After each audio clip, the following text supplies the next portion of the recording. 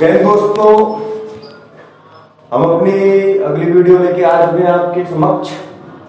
पिछली वीडियो में हमने व्यंजनों के बारे में, वर्गीकरण के बारे में पढ़ा था थोड़ा सा, जो कि क्या था उच्चारण स्थान के आधार पर। और उसके बाद वाली जो वीडियो है उसमें उच्चारण प्रयत्न के आधार पर हमने पढ़ा था। उच्चारण प्रयत्न के आधार पर दो प्रकार से हम पढ़ रहे थे। प्रयत्न दो प्रकार के थे, सबसे पहले अव्यांतर प्रयत्न और दूसरा कौन सा, बाह्य प्रयत्न।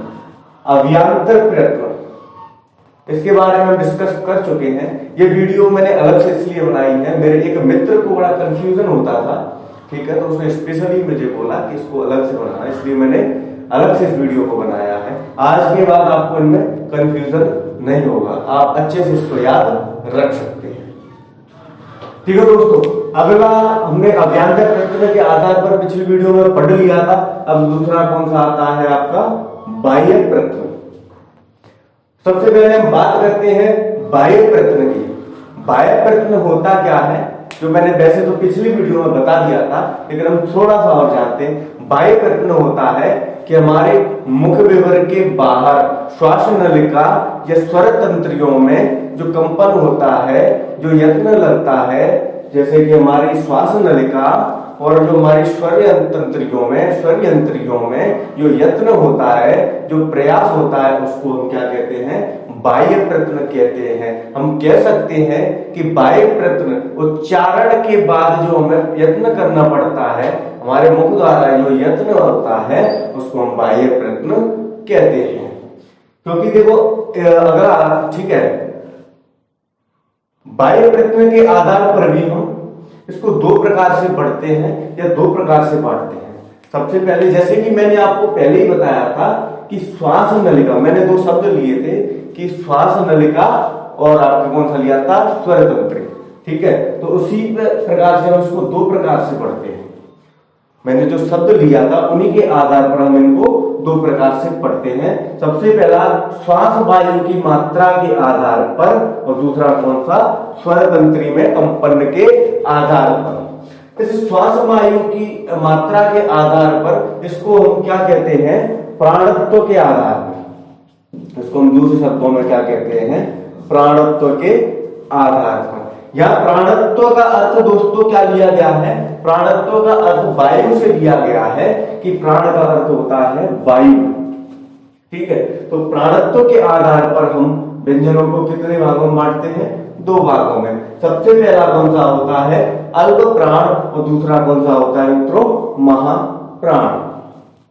जैसे कि शब्द से ही आप पता लगा सकते हैं कि अल्प प्राण का मतलब क्या होता है। अल्प का अर्थ होता है थोड़ा सा या कम मात्रा में, थोड़ा सा या कम मात्रा में, और प्राण का अर्थ क्या होता है, वायु।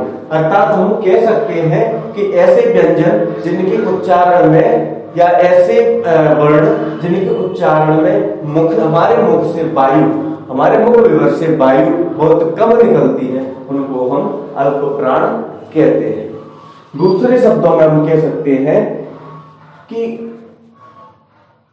ऐसे वर्ण या ऐसे व्यंजन या ऐसे वर्ण या ऐसे व्यंजन जिनके उच्चारण में हमारे मुख से वायु अधिक निकलती है, उनको हम क्या कहते हैं, महाप्राण कहते हैं। जैसे कि महा का अर्थ क्या होता है, यहाँ महा का अर्थ होता है अधिक मात्रा में या अधिक, ठीक है। और प्राण का अर्थ हम क्या लेते हैं, वायु। ये कह सकते हैं कि जिनके उच्चारण की समय वायु अधिक मात्रा में निकलती है हमारे मुख से, उसको क्या कहते हैं, हम महाप्राण कहते हैं।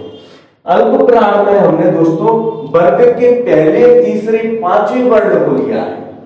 इसको लिया है दोस्तों, प्रत्येक वर्ग के पहले, तीसरे, पांचवें वर्ण को लिया है। जैसे कि क वर्ग का पहला वर्ण कौन सा होगा दोस्तों, क होगा, और क वर्ग का तीसरा वर्ण कौन सा होगा, ग होगा। कौन सा होगा, ग होगा। क वर्ग का पांचवा वर्ण कौन सा होगा, ङ होगा। क वर्ग का पांचवा वर्ण कौन सा होगा, ङ होगा। और इसमें अंतस्थ व्यंजनों को भी रखा जाता है दोस्तों। इसमें किसको रखा जाता है, अंतस्थ व्यंजनों को भी रखा जाता है। महाप्राण में हम प्रत्येक वर्ग के दूसरे और चौथे वर्ण को लेते हैं। हमने पहला, तीसरा और पांचवा वर्ण अल्प प्राण में ले लिया, तो बचे कौन से हमारे पास? दूसरे और चौथे वर्ण, जिनको हम महाप्राण में रखते हैं। और ऊष्मीय व्यंजन जो कि श, श, ह, आपका तालव्य श, मूर्धन्य श, दंत श और ह, इनको हम किस में रखते हैं? मां प्राण में रखते हैं। इनको हम एक शब्द में याद रखें तो ऊष्मीय व्यंजनों को हम मां प्राण में रखते हैं। दोस्तों इनका आप उच्चारण करके देखिए, जैसे कि आप क का उच्चारण करेंगे क, आप महसूस कर पाएंगे कि वायु हमारे मुख से कम मात्रा में निकल रही है। उसी जगह आप क वर्ग के दूसरे वर्ण ख का उच्चारण करें तो आप महसूस करेंगे जैसे कि ख का उच्चारण करेंगे तो वायु अधिक मात्रा में निकलते हुए आप महसूस करेंगे। आप इनको इस तरीके से भी याद रख सकते हैं। और इसको याद रखने का एक और सरल सा तरीका मैं आपको बताऊं। देखने में तो ये अक्षर ढाई है, देखने में तो ये अक्षर कितने हैं? अल्प में अक्षर कितने हैं? ढाई है। लेकिन हम इनको याद कर सकते हैं कि ये याद करने के लिए हम इनको मानेंगे कि ये हमारे पास कितने? 3 अक्षर, 3 वर्ण दिए हुए हैं। कितने वर्ण दिए हैं? 3 वर्ण दिए हुए हैं। और इसमें भी कितने नंबर आ रहे हैं? इसमें भी कितने आ रहे हैं? 3 आ रहे हैं। कौन सा? पहला, तीसरा और पांचवा। कैसे याद करेंगे दोस्तों? अल्प में भी 3 वर्ण, यहाँ भी 3 वर्ण, ठीक है? अल्प में भी 3 वर्ण, यहाँ भी 3 वर्ण, और इसमें 3 वर्ण के साथ साथ कौन सा? तीसरा भी। दोस्तों बस एक चीज याद रखना कि हम जो भी लेंगे उसको एक एक गैप करके यहाँ लेंगे, ठीक है? तो अल्प में कितने? 3, और यहाँ भी कितने? 3, और साथ ही साथ में तीसरा भी। तो इसको कैसे याद करेंगे? अल्प में 3, यहाँ भी 3, और साथ साथ तीसरा भी। तो कौन से होंगे? अल्प प्राण। अर्थात प्रत्येक वर्ग का पहला, तीसरा और पांचवा वर्ण कौन सा होगा? आपका अल्प प्राण होगा। और हमारे वर्गीय व्यंजनों के बाद नंबर किसका आता है? अंतस्थ व्यंजनों का। सबसे पहले हमने क्या लिया था? अल्प प्राण लिया था, और वर्गीय व्यंजन हमने यहाँ कंप्लीट कर लिए अल्प प्राण वाले। तो अब कौन से आते हैं? अंतस्थ व्यंजन आते हैं। तो हम अल्प प्राण में किसको रखेंगे? अंतस्थ व्यंजनों को रखेंगे। हम बात करें महाप्राण की, तो महाप्राण में को कैसे याद रखेंगे दोस्तों? महा में कितने वर्ण? 2। कितने वर्ण महा में? 2 मानते हैं, ठीक है? और इसमें भी कितने? प्रत्येक वर्ग के कौन से लेना है? 2 वर्ण लेना है। कौन से? दूसरा और चौथा। इसको कैसे याद करेंगे कि महा में भी 2, इसमें भी 2 ही वर्ण, और दूसरा भी है, मतलब दूसरे से प्रारंभ करेंगे। इसमें तीसरा था, तो मतलब जो तीसरा है तो एक एक छोड़ के, मैंने बताया था एक एक छोड़ के लेना है। तो तीसरे से पहले कौन सा आता है? पहला आता है, और तीसरे के बाद कौन सा आता है? पांचवा आता है। और 2 बच रहे हैं, या महा है, तो यहाँ भी 2 लेंगे, तो ये 2 बच रहे हैं, तो कौन से? ये 2 आपके बचेंगे, ठीक है? उसके बाद में हमने अंतस्थ पहले आते हैं वर्गीय व्यंजनों के बाद, तो हमने अल्प प्राण पहले पढ़ा था, तो अल्प प्राण में अंतस्थ को लिख दिया। तो जो बचे कौन से आपके? ऊष्मीय बचे, तो ऊष्मीय को हमने किसमें रख दिया? महाप्राण में रख दिया। दोस्तों मैंने पिछली वीडियो में आपको बताया था कि सभी स्वर भी अल्प प्राण होते हैं। क्या बताया था? कि सभी स्वर भी अल्प प्राण होते। दोस्तों इनके बारे में हम पिछली वीडियो में भी पढ़ चुके हैं, और आप और पढ़ना है, स्वरों के बारे में पढ़ना है, तो आप पिछली वीडियो को देख सकते हैं, ठीक है? अब अगला कौन सा आता है दोस्तों? स्वर तंत्री में कंपन के आधार पर। स्वर तंत्री में कंपन के आधार पर, या हम इसको कह सकते हैं कि घोषत्व के आधार पर। घोषत्व का अर्थ ही होता है दोस्तों स्वर तंत्री में कंपन होना। घोष का अर्थ होता है कंपन, और घोषत्व का अर्थ होता है स्वर तंत्री में कंपन होना। घोषत्व के आधार पर हम 2 प्रकार से व्यंजनों को पढ़ते हैं। सबसे पहले कौन सा? सघोष, और दूसरा कौन सा? अघोष। कौन सा दोस्तों? सबसे पहले सघोष, और दूसरा कौन सा? अघोष। अगर हम बात करें सघोष के अर्थ का, तो सघोष का अर्थ होता है कि स्वर तंत्रियों में कंपन के साथ, अर्थात ऐसे व्यंजन जिनके उच्चारण के समय हमारे स्वर तंत्रियों में कंपन होता है, उसको हम क्या कहते हैं? उसको सघोष कहते हैं। अगर बात करें हम अघोष की, बात करें हम अघोष की, तो हम कह सकते हैं कि ऐसे व्यंजन जिनके उच्चारण करते समय हमारे स्वर तंत्रियों में कंपन नहीं होता है, उनको हम क्या कहते हैं? अघोष कहते हैं। दोस्तों, मैंने पिछली वीडियो में बताया था कि सभी स्वर सघोष होते हैं, सभी स्वर सघोष होते हैं, अर्थात हम कह सकते हैं कि सभी स्वरों का उच्चारण करते हैं तो हमारी स्वर तंत्रियों में कंपन होते हैं, कंपन होते हैं। और हम बात करें व्यंजनों की, तो प्रत्येक वर्ग का तीसरा, चौथा, पांचवा वर्ण, जो वर्गीय व्यंजन होते हैं उनका प्रत्येक वर्ग का तीसरा, चौथा, पांचवा वर्ण आपका सघोष होता है। और बात करें हम अघोष में, तो प्रत्येक वर्गीय व्यंजन का प्रत्येक वर्ग के पहला और दूसरा वर्ण आपका अघोष वर्ण होता है। क्या कहा मैंने? कि प्रत्येक वर्गीय व्यंजन के प्रत्येक वर्ग का तीसरा, चौथा, पांचवा वर्ण सघोष होता है। और अंतस्थ व्यंजन, जो अंतस्थ व्यंजन भी आपके किसमें आते हैं? सघोष में आते हैं।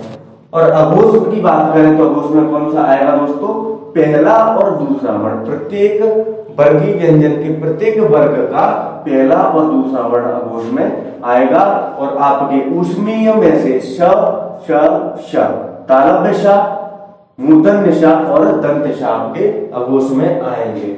और सघोष में कौन सा आएगा दोस्तों? अंतस्थ आएंगे और ह आएंगे और सभी स्वर आएंगे। अब दोस्तों बात आती है इनको याद करने की। तो इसको याद करने के लिए एक छोटी सी ट्रिक है कि हमने यहां सबसे पहले कौन सा लिया था? अल्प प्राण। तो यहां हमने कौन सा लिया? सबसे पहले सघोष। दोस्तों यहां हमने कौन सा लिया था? तीसरा। इसमें हमको याद रखना है कि गैप नहीं करते, लगातार लेते हैं, ठीक है। तो यहां कौन सा लिया था हमने? तीसरा। तो पहले हमने अल्प प्राण लिया था, या हमने पहले ही सघोष लिया है, यहां हमने तीसरा लिया था, तो हम यहां भी कौन सा लेंगे? सबसे पहले तीसरा लेंगे। और हमें पता है कि हम भूषत्व के आधार पर जब पढ़ते हैं तो वहां अंतर नहीं लेते हैं, तो तीसरा, चौथा, पांचवा, ठीक है। अब अंतस्थ को कैसे याद रखेंगे? हमने अल्प प्राण में भी सभी अंतस्थ व्यंजनों को लिया था, और अल्प प्राण हमने पहले लिया था, सघोष भी पहले लिया है, यहां अंतस्थ लिए थे, तो हम यहां भी अंतस्थ को लेंगे। लेकिन आप हा की याद रखने के लिए आप इसका उच्चारण करके देख सकते हैं। जैसे कि आप आ का उच्चारण कीजिए, हा का उच्चारण करेंगे तो आप पाएंगे कि स्वर तंत्रियों में कंपन हो रहा है, ठीक है। तो इसको आप कोई ट्रिक से याद करने की जरूरत नहीं, आप इसका स्वतः उच्चारण करके इसको सघोष कर देंगे, ठीक है, क्योंकि मैंने आपको सघोष का अर्थ बता दिया था, ठीक है दोस्तों। अब अगला कौन सा आता है? अघोष को कैसे याद करें? कि जब हमने तीसरा, चौथा, पांचवा वर्ण सघोष में ही ले लिया, सघोष में ही ले लिया, तो बच्चे कौन से? पहले, दूसरे, तो किस में लेंगे हम? अघोष में। और इसमें भी हमने महाप्राण दूसरे पे कौन सा लिया था? महाप्राण लिया था, और इसमें कौन सा आ रहा था? दूसरा आ रहा था। तो उसके आधार पर भी हम दूसरा किस में आएगा? इसमें आएगा। दूसरे से पहले कौन सा बच रहा है? पहला बच रहा है, तो पहला की किस में लेंगे? इसी में लेंगे। और इसमें हमने किसको लिया था? महाप्राण में ऊष्मीय व्यंजनों को भी लिया था, तो तो हमने सघोष में ले लिया। अब बच कौन से रहे हैं? हमारे तीनों श बच रहे हैं, तो उनको हम अघोष में ले लेंगे। इस प्रकार से दोस्तों इसको याद रखें। और दोस्तों जो हमारी नेक्स्ट वीडियो आएगी उसमें हम जो अन्य वर्ण आपके बचे हुए हैं वर्णमाला के, और उनको लिखने के तरीके, जैसे कि ट कब लगाते हैं, इसको नुक्ता कब लगाते हैं, आगे कुछ वर्णों के पीछे आगे नुक्ता लगाया जाता है, पीछे नुक्ता लगाया जाता है, वो नुक्ता कब लगाए जाते हैं, उनका अर्थ क्या होता है, उसको हम पढ़ेंगे। धन्यवाद दोस्तों। अगर वीडियो अच्छी लगी हो तो लाइक, शेयर, कमेंट जरूर करें, और एक चैनल को सब्सक्राइब भी करें। बहुत बहुत धन्यवाद। जय हिंद।